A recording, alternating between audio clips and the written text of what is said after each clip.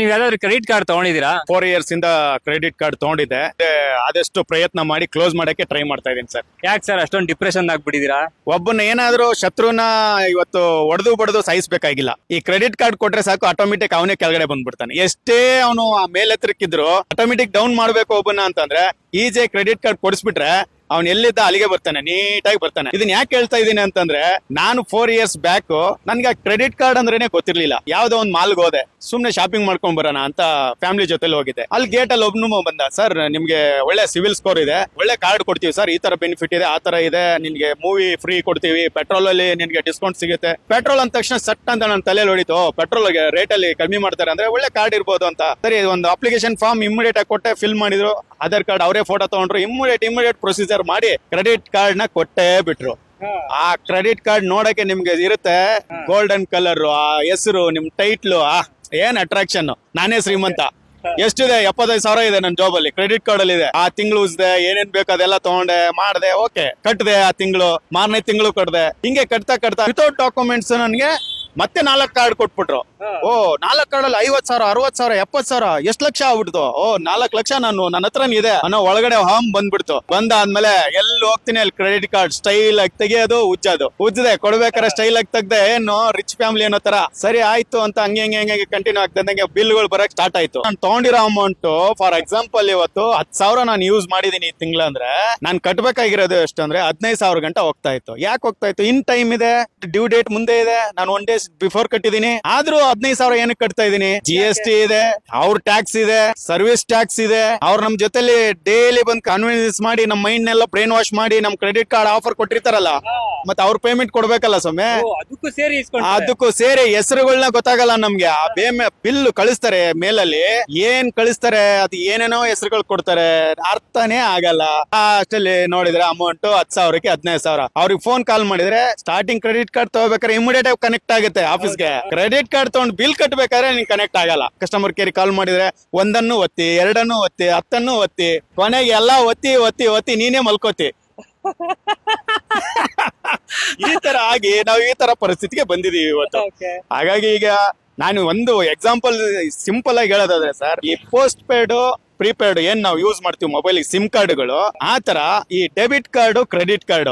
ಈ credit card ಅನ್ನೋದು ಏನಿದೆ, ಸ್ಟಾರ್ಟಿಂಗ್ ತುಂಬಾ ಸುಖ ಕೊಟ್ಬಿಡುತ್ತೆ, ಆಮೇಲೆ ನರಕ ಯಾತನೆ ತೋರ್ಸಕ್ ಸ್ಟಾರ್ಟ್ ಮಾಡುತ್ತೆ. ನೀವು ಅದರಿಂದ ಆಚೆ ಬರಬಾರ್ದು ಅಂತ ಅವರು 10 ಕಾರ್ಡ್ ಬೇಕಾದ್ರೆ ಕೊಟ್ಬಿಡ್ತಾರೆ. 10 ಕಾರ್ಡ್ ನೀನ್ ಏನೇನೋ ಬ್ಯಾಲೆನ್ಸ್ ಮಾಡಕ್ ಹೋಗಿ ಎಲ್ಲದ್ರಲ್ಲಿ ತಗಲ ಹಾಕೊಂಡು ಜೇಡ್ರ ಬಲಿಯಲ್ಲಿ ಬಿದ್ದು ಪ್ರಾಣ ಕಳ್ಕೊಳ್ಳೋರ ತರ ಬರ್ತಾ ಇದೆ ಪರಿಸ್ಥಿತಿ. ಇದು ಮಿಡಲ್ ಕ್ಲಾಸ್ ಎಂಪ್ಲಾಯ್ಸ್ ಗೆ, ಬಿಸ್ನೆಸ್ ಎಷ್ಟು ಜನ ಮಾಡ್ತಾ ಇದಾರೆ ಅವ್ರಿಗೆ ಇದೆ ಇಲ್ಲ ನಂಗೆ ಗೊತ್ತಿಲ್ಲ, ಎಂಪ್ಲಾಯ್ಸ್ ಗೆ ಟಾರ್ಗೆಟ್ ಮಾಡಿ ಇವತ್ತು 20,000, 30,000 ತಗೊಳ್ಳೋ ಹುಡುಗರುಗಳನ್ನ ಕ್ರೆಡಿಟ್ ಕಾರ್ಡ್ ಬಲಿಯಲ್ಲಿ ಬೀಳಿಸಿ ಅವ್ರನ್ನ ಸಾಲಗಾರರನ್ನಾಗಿ ಮಾಡಿ ಅವನು ಡಿಪ್ರೆಷನ್ ಹೋಗೋ ತರ ಮಾಡ್ತಾ ಇರ್ತಕ್ಕಂತ ದೊಡ್ಡ ದಂಧೆ ಅಂತಾನೆ ಹೇಳ್ತಾ ಇದೀನಿ. ಈ ಕ್ರೆಡಿಟ್ ಕಾರ್ಡ್ ದಂಧೆ ಏನಿದೆ, ಇದು ಯುವಕರನ್ನ ಹಾಳು ಮಾಡ್ತಾ ಇದೆ. ಇವತ್ತು ಅವ್ರನ್ನ ಈ ಟ್ಯಾಕ್ಸ್ ಮುಖಾಂತರ, ಇನ್ನೊಂದ್ರ ಮುಖಾಂತರ ದುಡ್ಡನ್ನ ಸುಲಿಗೆ ಮಾಡ್ತಾ ಇದಾರೆ. ಹಗಲು ದರೋಡೆ ಆಗ್ತಾ ಇದೆ. ದಯವಿಟ್ಟು ನನ್ನ ಸ್ನೇಹಿತರಲ್ಲಿ ಕೇಳ್ಕೊಳ್ಳೋದಿಷ್ಟೇ, ದಯವಿಟ್ಟು ನೀವ್ ಯಾರು ಈ ಕ್ರೆಡಿಟ್ ಕಾರ್ಡ್ ಸಾಹಸಕ್ಕೆ ಹೋಗ್ಬೇಡಿ. ಇದು ನನ್ನ ತುಂಬಾ ರಿಕ್ವೆಸ್ಟ್. ಯಾಕಂತಂದ್ರೆ ನಾವ್ ಇವತ್ತು 10 ರೂಪಾಯಿ ಇದ್ರೆ 10 ರೂಪಾಯಿಲೇ ಬದುಕಂತ ಪ್ರಯತ್ನ ಮಾಡೋಣ. 100 ರೂಪಾಯಿ ಇದ್ರೆ 100 ರೂಪಾಯಿ ಖುಷಿ ಪಡೋಣ. 1000 ರೂಪಾಯಿ ಇದ್ರೆ ನಾವು ನಮ್ ಜೊತೆ 4 ಜನನ್ ಕರ್ಕೊಂಡು ಹೋಗಿ ಇನ್ನೂ ಅವರಿಗೆ ಸಂತೋಷ ಪಡಿಸೋಣ. ಅದು ಬಿಟ್ಬಿಟ್ಟು ಇಲ್ದಿರೋ ಈ ಕ್ರೆಡಿಟ್ ಅಂದ್ರೆ ಸಾಲ.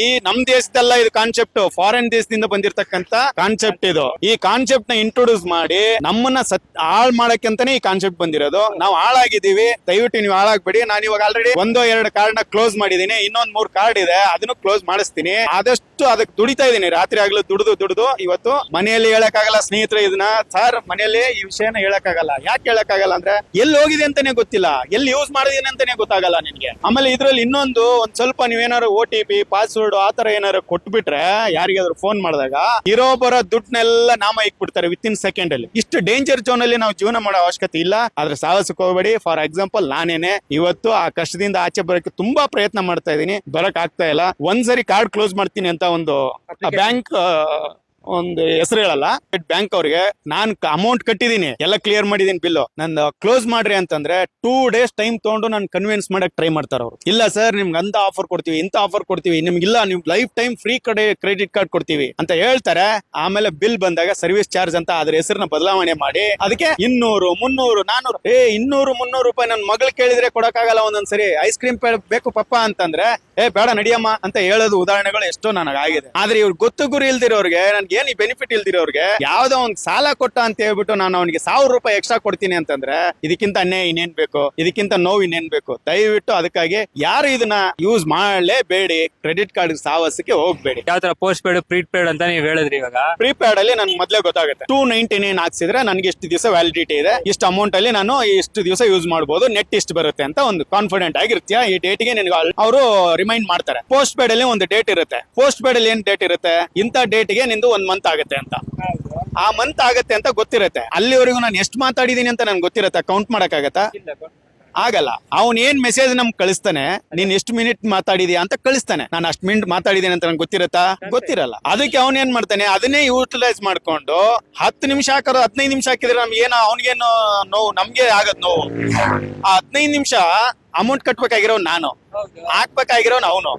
ಅದರಿಂದ ಅವನು ಅದ್ರ ಜೊತೆಲಿ GST ಬೇರೆ ಇದೆ, ಅವ್ನ್ ಸರ್ವಿಸ್ ಟ್ಯಾಕ್ಸ್ ಬೇರೆ ಇದೆ, ಅವ್ನ್ ಮೇಂಟೆನೆನ್ಸ್ ಎಲ್ಲ ಇರುತ್ತೆ.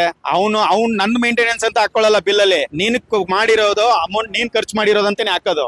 ನೀನ್ ಕೇಳಿದ್ರೆ ಹೌದು ಸರ್ ನೀನ್ ಯೂಸ್ ಮಾಡಿದ್ಯಾ ಅದಕ್ಕೆ ಅದು ಬಂದಿದೆ ಸರ್, ಅದೇನು ಮಾಡಕ್ ಆಗಲ್ಲ ಸರ್. ಅದೇ ಆಫರ್ ಕೊಡ್ಬೇಕಾದ್ರೆ ಛತ್ರಿ ಹಾಕೊಂಡು ಒಂದೊಂದ್ ಜಾಗದಲ್ಲಿ ನಿಲ್ಸಿರ್ತಾರೆ ಪಾಪ ನಮ್ ತರ ಬಡಪಾಯಿಗಳನ್ನ. ಅವ್ರು ಏನ್ ಬೇಕು ಅವ್ರ ಪೇಮೆಂಟ್ ಪಾಪ ಅವ್ನು ಎಕ್ಸ್ಪ್ಲೈನ್ ಮಾಡಿ ಮಾಡಿ ಮಾಡಿ ಇವತ್ತು ಅವ್ನು ಸೇಲ್ ಮಾಡ್ಲೇಬೇಕು, ಅವ್ನ್ ಟಾರ್ಗೆಟ್ ರೀಚ್ ಮಾಡ್ಬೇಕು.